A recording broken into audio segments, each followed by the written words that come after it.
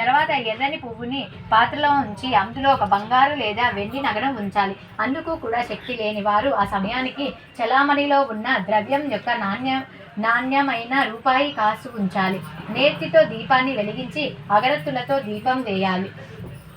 అమ్మాయిలు అమ్మవారికి లక్ష్మీ గణపతి అన్న శ్రీచక్రం అన్న చాలా ఇష్టం. కాబట్టి ముందుగా లక్ష్మీ గణపతిని శ్రీచక్రాన్ని పూజించి అనంతరమే అమ్మవారిని పూజించాలి. పూజలో తీపి పదార్థాన్ని నివేదన చేయాలి. అన్నట్టు ఈ పూజలో వెండి బంగారం లేని పక్షంలో పసుపు కొమ్ముల్ని కూడా ఉంచి పూజించవచ్చును. పూజలోకి తీపి పదార్థాన్ని చేయలేని వారు బెల్లం, పటిక బెల్లం, పంచదార నీ సేవకు తరలిన భక్తి తరంగాన్ని అమ్మా నీ పూజకు పూసిన కదంబ పుష్పాన్ని అమ్మా నీ సేవకు తరలిన భక్తి సురవరమునీంద్రవందిత జన ఎన్ని యుగాలైన నిన్ను మరువను ఓ తల్లి, మరువను ఓ తల్లి, నన్ను బ్రోవరాకటే మంగళ గౌరమ్మ, వరములనే జోడించుము నీకే మాయమ్మ, నీకే మాయమ్మ.